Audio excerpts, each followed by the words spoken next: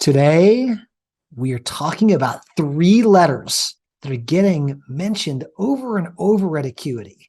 And honestly, the more I talk with other firm owners, I'm hearing these same three letters come up over and over again. Matthew, you got any guesses at what these letters might be?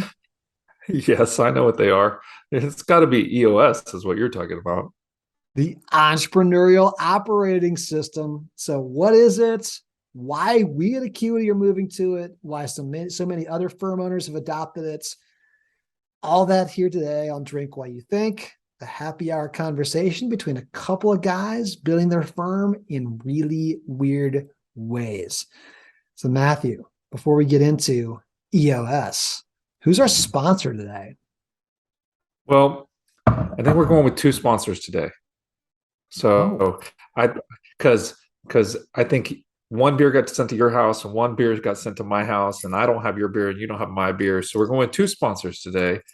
So we're going with a repeat sponsor because you got multiple types of beers. Okay. For a repeat sponsor, welcome back to FreshBooks.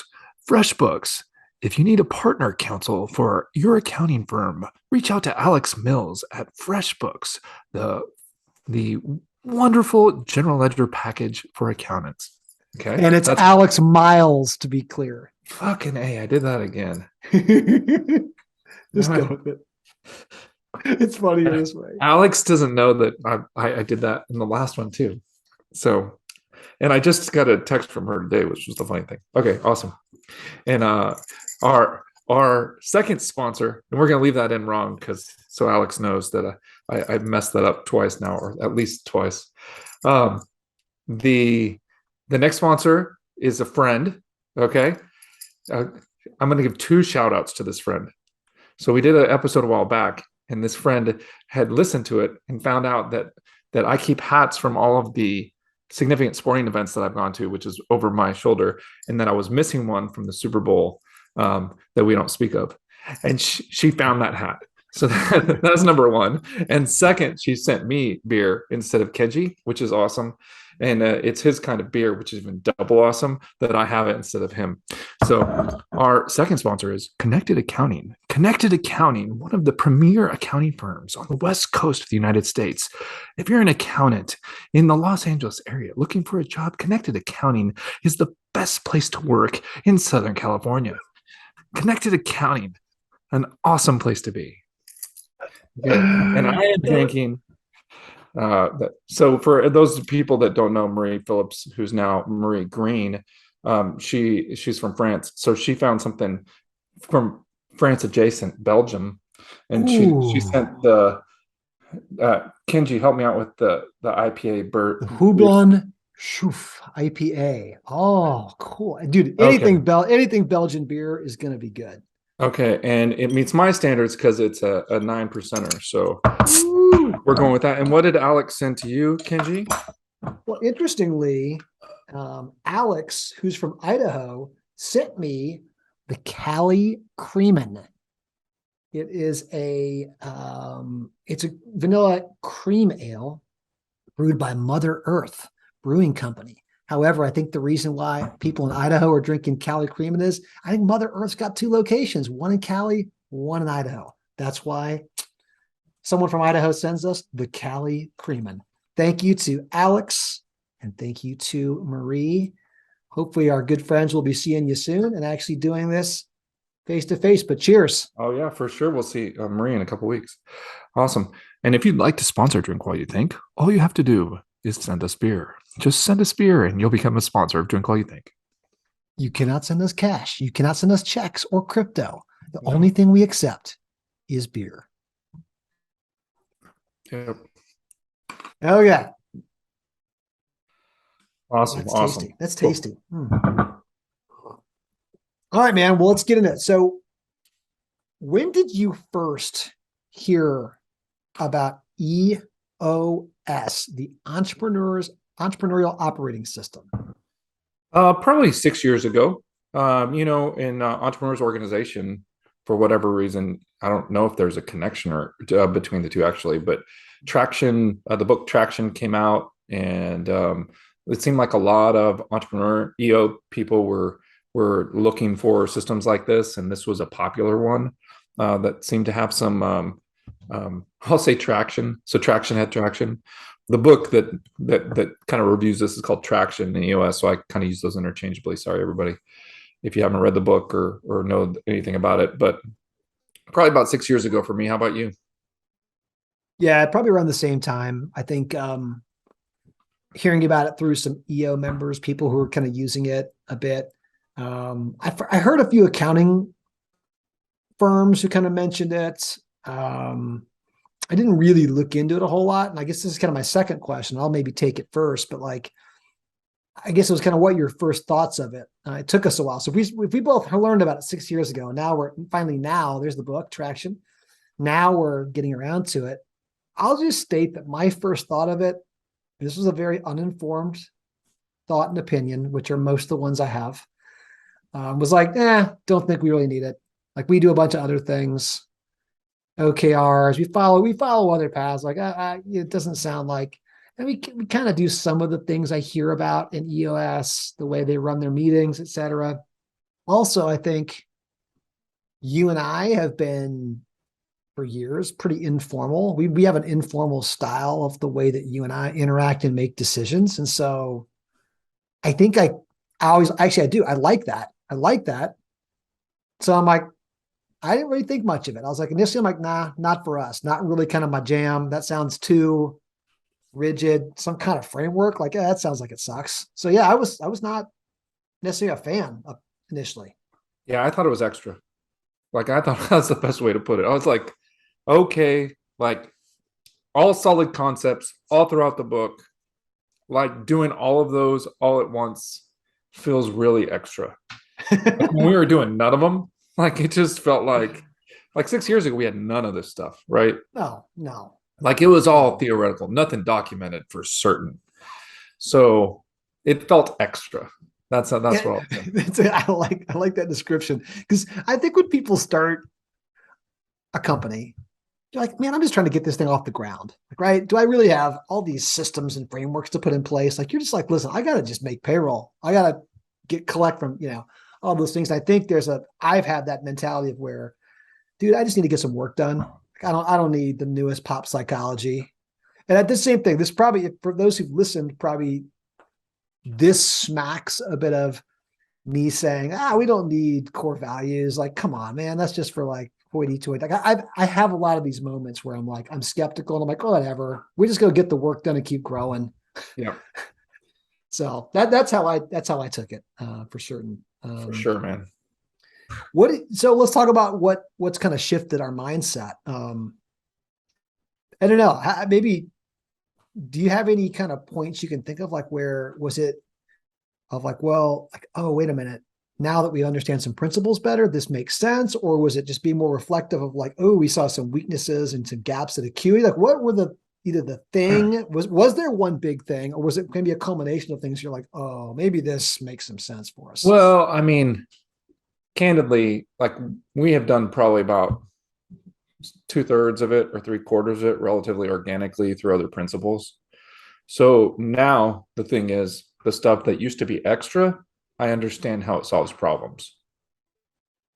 Right. I understand how the stuff that I was like, oh, that seems superfluous or anything, that seems to do things. But I mean, a couple of things I've come to like really appreciate the larger that we've gotten is that a shared vocabulary is as important, like within your company, is as important as almost anything to help communication. Like when somebody is saying an objective or a rock or a goal or a KPI, and you know what that means, is a critical part of communication. And when we're talking about managing a company and we're talking about all these moving parts and different objectives and what's a 90-day goal versus what's a long-term goal, a short-term long, and not having vocabulary where everybody understands prioritization is like a huge piece of this, man. Bingo. I was just going to say, as you were saying that, I think about how many times we talk about something. Here's an issue. Here's a goal. Here's a whatever it is. Here's a to-do list. It doesn't matter. And because we're using different terminology, there's no sense of priority. There's no, everyone's like, well, I don't know. Did Matthew just said this and Kenji just said this? How do we know which one of those is more important than the other? Or is it just because of your rank or how long you've been here? If you say, well, I've got something I need to have done, how do people know that that doesn't trump something that they're working on their team? And there's still a lot of that that goes on with, and to your point, the language around that, how we describe things, ends up being a way that you end up saying, okay, well, I'm going to look at a particular item and say, is this, to your point, is this a longer term goal? Is this a shorter term to-do list? How are we going to address it? If you have a shared vocabulary, it makes it so much easier for people, because we found a lot that you and I would say something, do something off the cuff, just like on a whim, say something. And next thing you know, we've got half the organization like starting to drift one direction. You're like, why are people doing that? Like, oh, because you guys said that in the last meeting we were in. We're like, whoa, wait a minute. I didn't mean that, you know? Right. And so to your point, I think the shared vocabulary is a big one. That's a big one. The one for me, I think where I started seeing of like where we're having issues and breakdowns of like any kind of rhythm that's kind of, I call it 90 days or shorter, started feeling it feels very inconsistent. Like I looked at this past year, like very inconsistent. Like we're probably ahead in some ways of like, we at least take our leadership team off site every quarter. We go kind of do some planning. We do some of those things. Now, our execution on what we do in those quarters, I think, is lacking because we don't have a good process for how are we following up on those? How are we moving them forward? We use other systems, OKRs and such, but that felt to me of like, oh, I think this team over here is having meetings that are very different than this team over here. There's not a good way to figure out whether we're making progress on items. And Right. so that became revealing to me when I started hearing another accounting firm owner talk about like, oh yeah, we're just super dialed in and we're communicating really well. We're getting so many of our rocks, right? These 90-day initiatives, we're getting so many of those taken down. We have clarity on where they're all at. And I was like, man, I wish I had more of that. I wish I had more of a sense of where things were at, a better handle on things. I think it would certainly make my life easier, but not just my life. Like if I feel this way and I have a pretty good purview of the organization, man, people must be really confused about what we're doing and where things are at. So Yeah. it just, again, we've done a nice job just because we focused on longer term values and BHAGs and plans for the future. We did a nice job on that, but it was the shorter term things, I think, that weren't terrible, but are not optimal.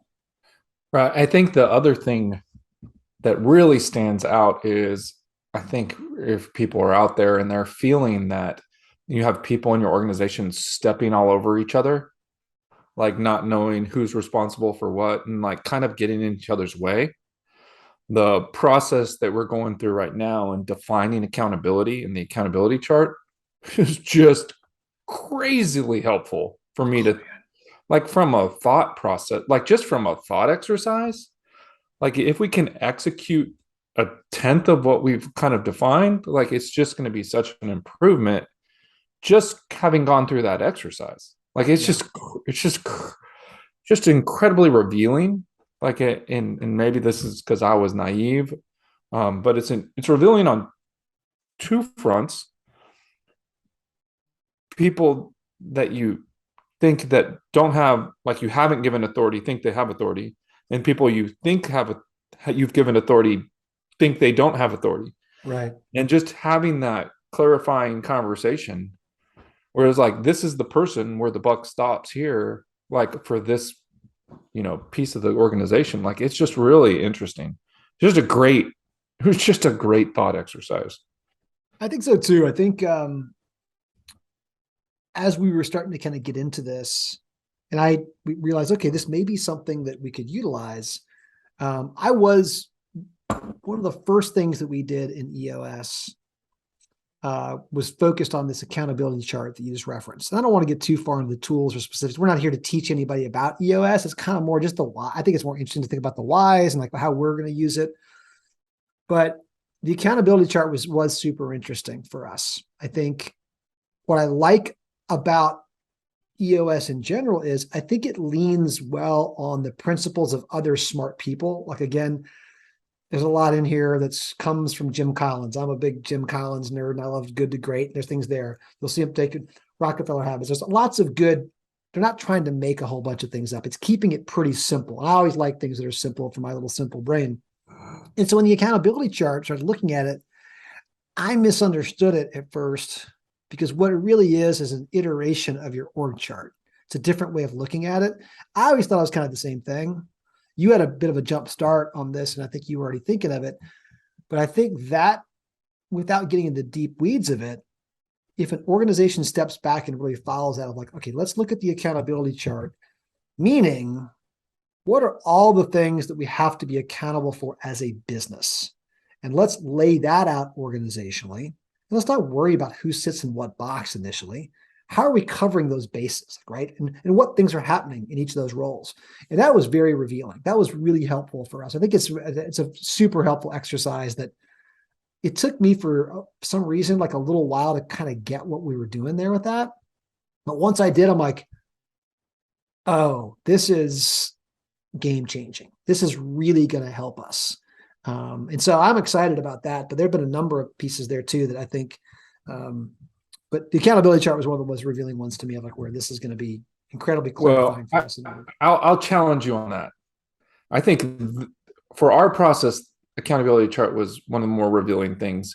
But if you rewound to 3 years ago when we did mission values, yeah, how cool of an exercise was that? That was cool. That was really cool.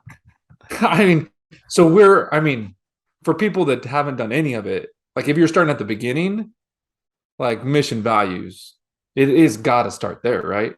Yeah. Like if we were starting cold, like we would have to start at mission and values, right? Yep. You have to. We did, and probably many people do this out of order, but there is an order to it. Let's just be clear. There is a logical order to this, even though we didn't come about it that way, and probably a lot of people don't. I mean, I just wanted to frame that for like, don't copy us, people. Like, No.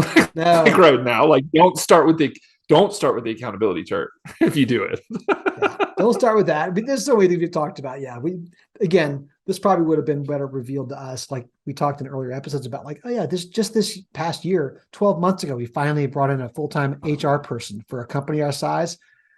Lots of examples of why not to follow us. That's what this podcast is about, people, is learning from our mistakes. For whatever use you use it for, God bless you. Like I hope it helps because we have messed up plenty. So I mentioned this to our team the other day, and we were talking about this rollout that we're doing with EOS. And what's interesting to me is that now that we're kind of jumping into EOS and embracing it, I feel like I'm hearing about it everywhere. Like I feel like I'm hearing about like so many other firms and companies are using it. Some of that is always that once you're looking for something, you're hearing it, you just see it more and more.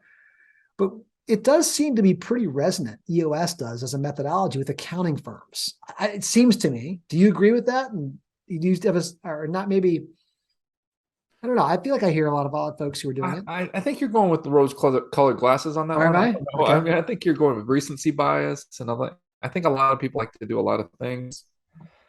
I guess I don't feel like there's a silver bullet. Like if that's what you're going at, like I don't think EOS is the silver bullet. I don't know. I don't mean that. I think having something like EOS can be a silver bullet if you execute well because of the communication, because of the common language and all that kind of stuff that you do. But it's all in the execution. Yeah, I agree. I guess I was going to go with this premise. I was kind of trying to, we'll see. It may not make sense, but a lot of this we were really educated on and really brought to front and center by Patty and Scott as they joined our team because they were on EOS and they used it. And so they helped educate at least me quite a bit on it. But it kind of occurred to me that as I think about accountants in general, accountants are kind of interesting business owners in general, right? When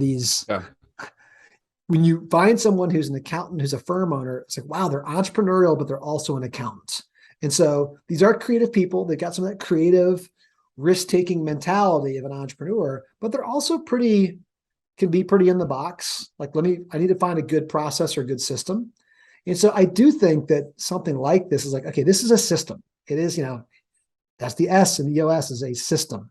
And I think we're learning more and more about that like you probably shouldn't cherry pick parts of it like we were doing. You need to use it holistically as a system, as a framework, as a template. I do think that accountants like to find a good framework or template. We saw this with PASBA firms do a really nice job of following certain frameworks. We find this in other communities, some that you're leading, of where like, hey, let's follow a smart system that's going to make things easier. We're kind of system-oriented people. So I do think that accountants, when they take a look at this, are like, hey, this is not overly complex. It's also designed kind of for companies and firms of our size. I mean, it's really kind of built for like a 1 to 500 person company, probably no bigger, right? It's really kind of in that spot to where this is where most of the cloud accounting firms exist. So it's interesting. I do think there's I feel like I hear more and more that maybe the rose-colored glasses, but I think that no, I mean the funny thing is to me is like I do all these talks to startups, like, okay, here's the progression you're going to go on. You're going to go on from managing your business from your bank account balance to being able to read a P&L and get insights and make changes based on stuff that happened to a past, and then going to looking at more predictive insights. And I feel like, oh crap, we were barely at the middle one where we were managing the business by the P&L, and now we're finally getting to that top corner where we're like looking at weekly metrics and predictive metrics and trying to figure out how to change things going forward, which is the kind of the irony. I've been given like this advice and not, drinking my own Kool-Aid. Well, that's not fair. Well, because I've never told people that they need to be anywhere. I just told them they're on a spectrum, and I've never thought of where we were on the spectrum. If you think of where we were on that spectrum, we were like looking at the P&L 20 days after the end of the month and going, what do we think about that? What do we do? And like making decisions, as opposed to doing anything meaningfully real time, And this system has, as I've gone through it, it's like, oh, the metrics we're looking at are freaking weekly metrics. To be like, oh, there's a weekly blip. Do we need to address it? Which is a completely very different. Yeah. It's just a very, it's weekly. It's a more mature thing. It's like almost like we're getting mature, dude. Well, I noticed, I feel like your hair is getting a little lighter these days. I feel like that. You just had a birthday. Dude, I grew my hair out and I thought it was going to be gray, and it's not gray. It's like not as gray as I thought it was going to be. So I was like, okay, we'll go with it. So you at least have hair to grow out. Oh, good for you. I appreciate that. Well, I'm also not going to be 50 this year. So oh, geez, thanks for that. Oh, sorry. Next month. Sorry. Yeah. It is interesting that I remember I was at an accounting salon event and somewhere in the past couple of years, and there was a big talk about EOS, how many people are doing it. I went around the room and I'm like, all right. And I made people rank like what percentage do they really think they are full EOS or not. So your point about like there's a scale, there's a spectrum, and that's probably the wrong way to think about it. Of like you either do it or you don't do it. But I don't know. It'll be interesting for us. What do you think? Where do you think we're going to struggle? Where do you think what's going to be the hardest thing about either implementing EOS or once we're on it? And what's like, oh, that's going to be something we're going to have to keep our eyes out for? Oh, I don't actually. I think we're ready you're for very it. bullish. Yeah, you're ready. No. I mean, no. I think the organization is hungry for it. I think every employee is hungry for it. I think every person on our team is hungry for it. It's like explicit accountability, explicit authority that allows them to make changes and to empower them to do stuff. I really don't foresee. I don't foresee major problems. There's always the problem, like, there's always like people like, oh, I don't like change, I'm out, right? Right. So that'll be the biggest problem, right?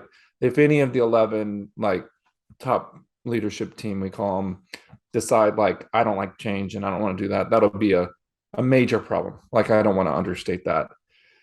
But outside of that, like I think it's just the right time, you know? And Yeah. I think when things are the right time, like there's less problems than you would have otherwise. Like if we had forced this all it I don't know how people do EOS implementations from a standstill.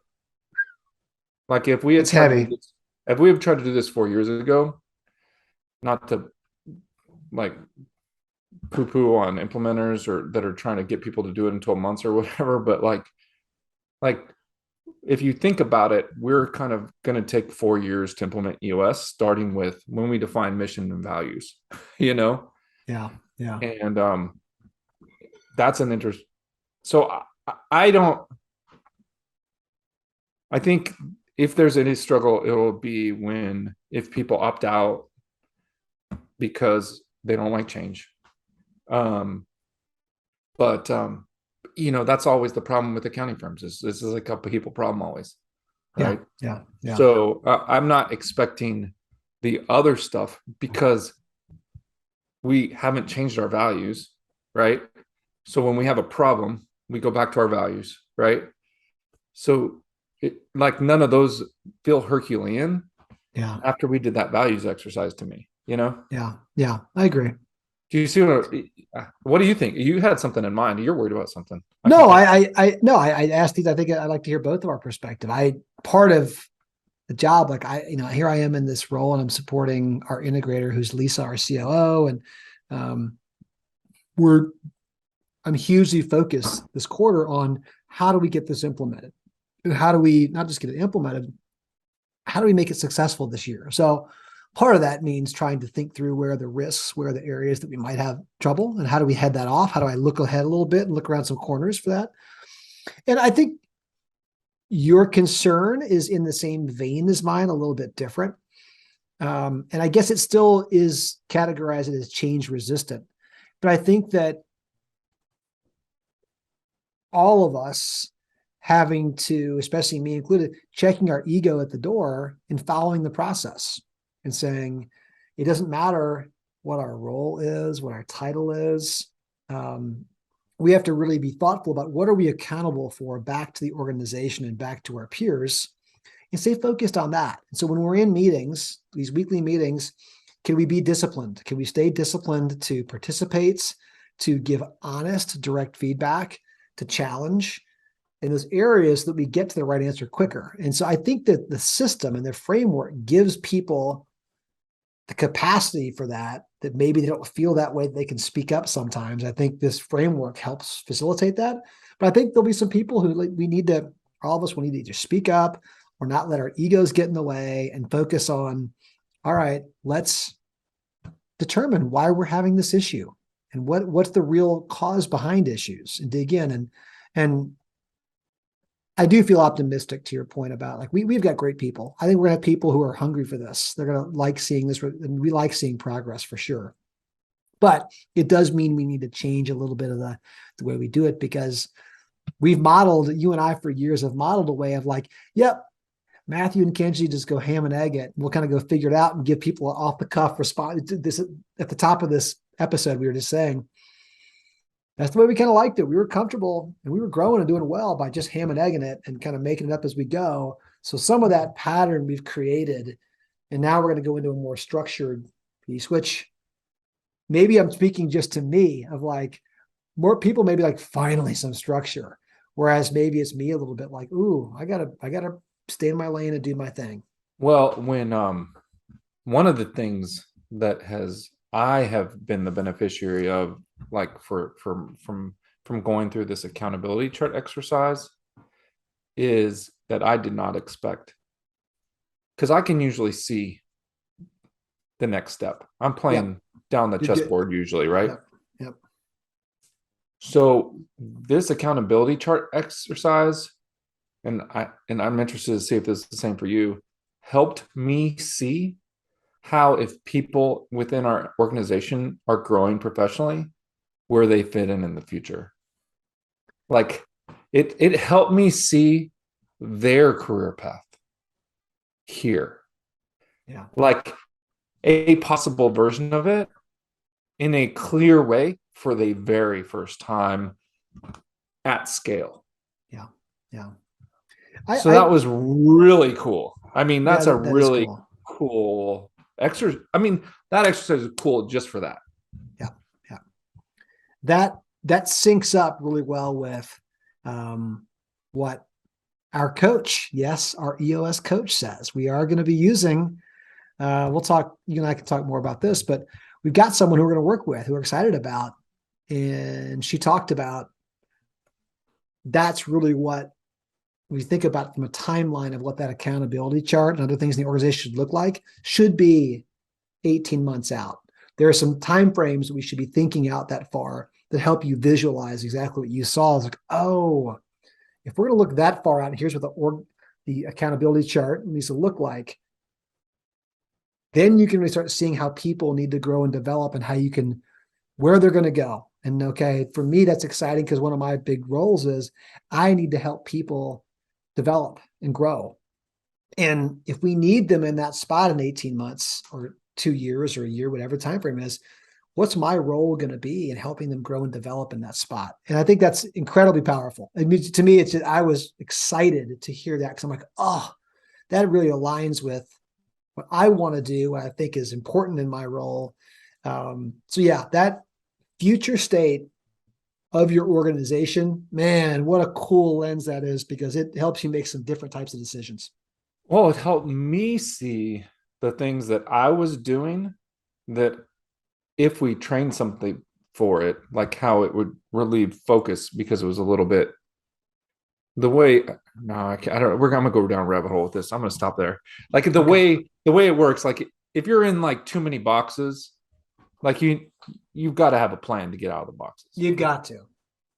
And I well, mean, this is going to be a big initiative for us. I mean, we are, I'm sure, in fact, I'm certain that we'll come back and talk about this quite a few times on Drink What You Think and how we're coming, how we're being updated. We'll give you updates on how we're coming on this. I would love, let's find some other accounting firm owners who are either further along than we are, bring them on the podcast and talk to them a bit. Drop some questions in about EOS or where you're at or what you think about it. But I think this will be a good topic of conversation. It'll be a little bit thematic, but we'll see pop up a few times on Drink What You Think this year, for sure. Chad Davis, Karen Woodman. Totally agree. Totally agree. Let's get them on here.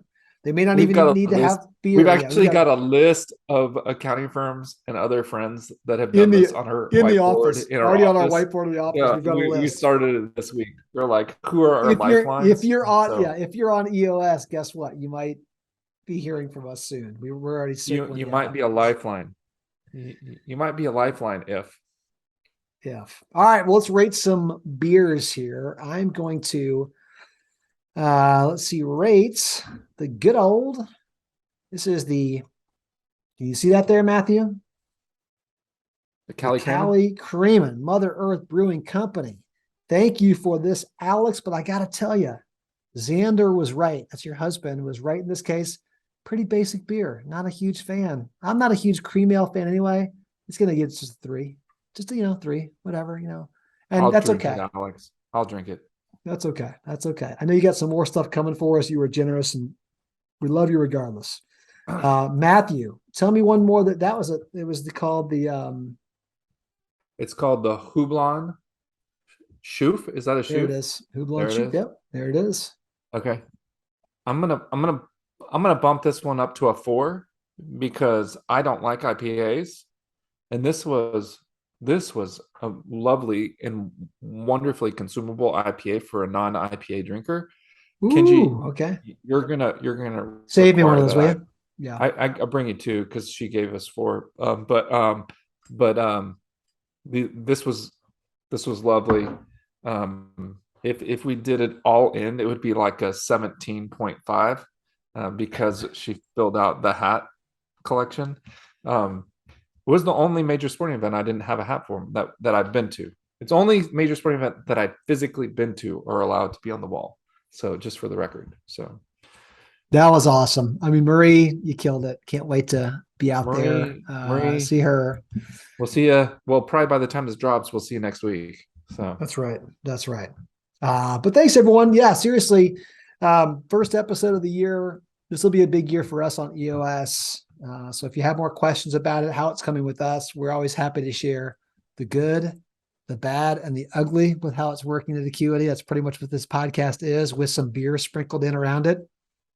Let us if you feel know. like talking about your EOS implementation, you might have a guest appearance here. We do have some guests coming up this year, though. So we're really excited. So we got Practice Protect coming up. That's going to be awesome, right? We do. We have Keeper coming And up too. Who else? Yeah, Ben with Keeper coming up as well too. Oh, we got Keeper coming up. We got some cool beer as well. Protect. We got like a great lineup coming up. Randy Crabtree, he's committed. We have all kinds of stuff. So we'll have, also, I'll give a little teaser. Our queen of processes, who I know every accounting firm owner is jealous of. Yes, that we have the queen of processes and automations in house. Yes, the one and only Patty Scharf. You may be. Oh yeah, we had to on a more regular basis. We had to reschedule that one from December. Yeah, so we were supposed to. She'll be coming as a little bit more of a regular guest, talking about some of the interesting, funky automations we're doing. Patty's got some very cool stuff. So. And always fun having her on. So lots of good things here in 2023. But cheers, man. Cheers to a good new year. Excited about 2023 with you and with all of our listeners out there. Thanks, everybody. Here's to KPIs, dude. Oh, jeez.